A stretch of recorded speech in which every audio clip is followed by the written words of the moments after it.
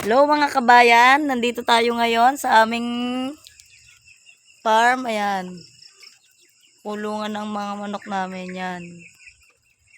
Nandito tayo ngayon sa may bukid. Yan, puno tayo dito ng sampalok.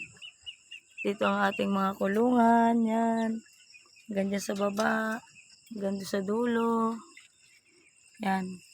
Ngayong gabi ay magpapakain tayo ng manok.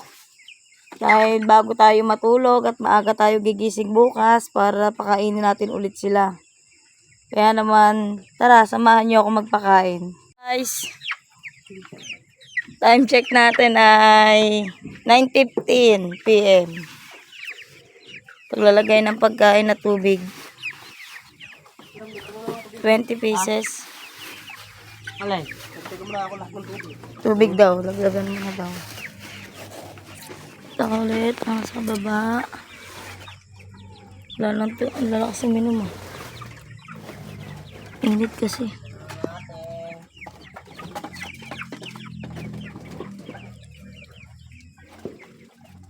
Meron pa tayo dito. Sa kabila. Yan. Excuse me.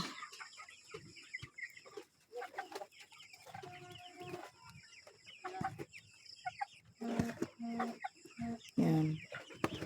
Nalagyan natin sila ng tubig at pagkain. Yan. Meron din tayo dito sa ilalim. Meron. May tubig pa ba ito? Yan, sa ilalim. Yan. Dito sa ilalim, 34 pieces. Yan. Ito naman ay 15 pieces.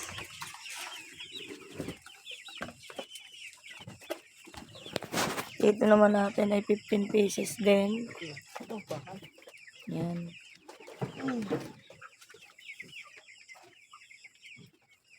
Meron pa tayo dito.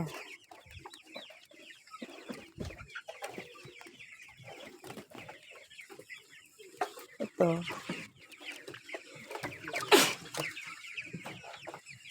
$20 pieces.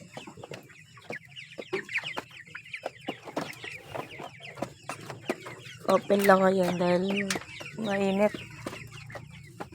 Dito naman ay 32 pieces. Yan. Dami nating alaga. Mas malakas pa kumain sa akin. Tarantado kung ano ka.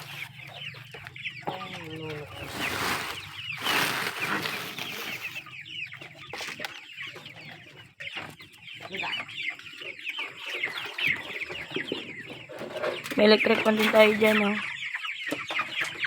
Para pag mainit ang panahon, binubuksan. Yan. Pura inom niya, oh.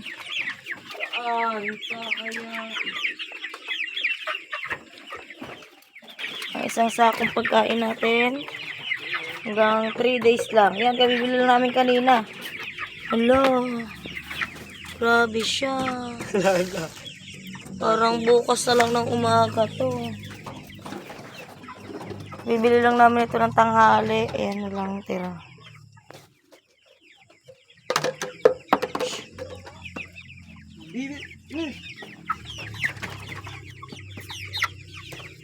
Ayan guys, tapos na tayo ngayon magpakain. Yan.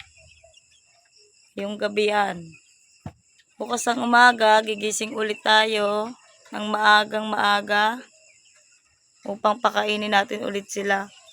Ang isang sako ay halos kaninang tanghali lang namin binili. Hanggang bukas na lang ng umaga. Kaya naman kailangan na ulit nating maghanap buhay. Pambili ng pagkain nila. Dahil mas malakas na sila kumain ngayon. Yan. Kaya naman, please like and subscribe. Thank you.